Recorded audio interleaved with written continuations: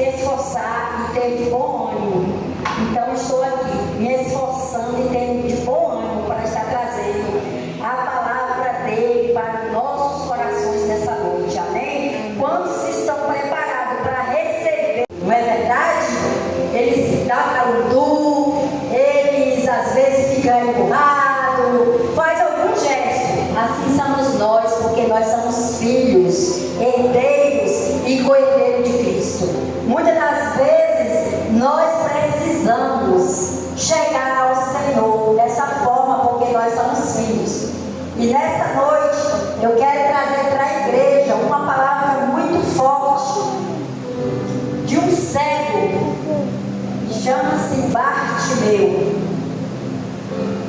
É uma palavra muito forte, porque o Senhor já falou aqui, através do louvor, o primeiro louvor, que através do poder de Deus, Ele cura, Ele liberta e Ele salva. Há poder no nome de Jesus. Aleluia. Glória a Deus. Aleluia.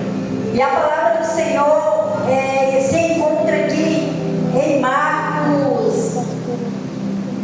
10, versículo 46,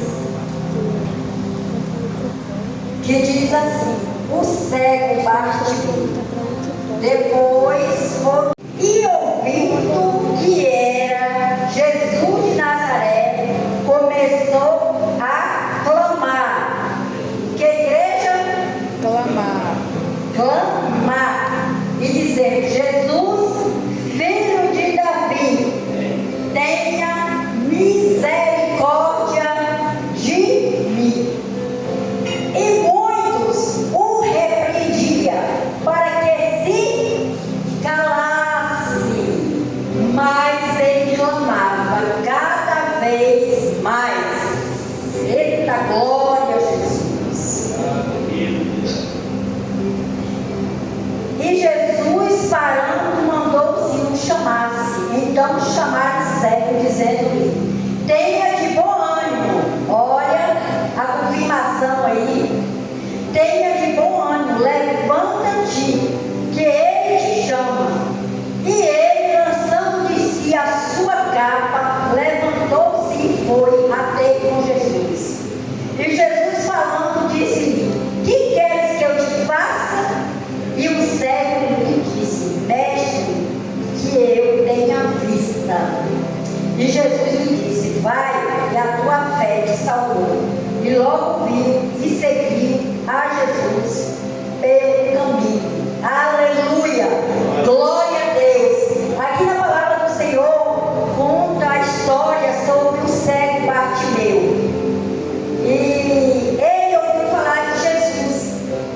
Ele quebrou os paradigmas. Para ele era um pouco difícil se ele fosse dar ouvido às pessoas, porque as pessoas gostam mesmo que nós paramos.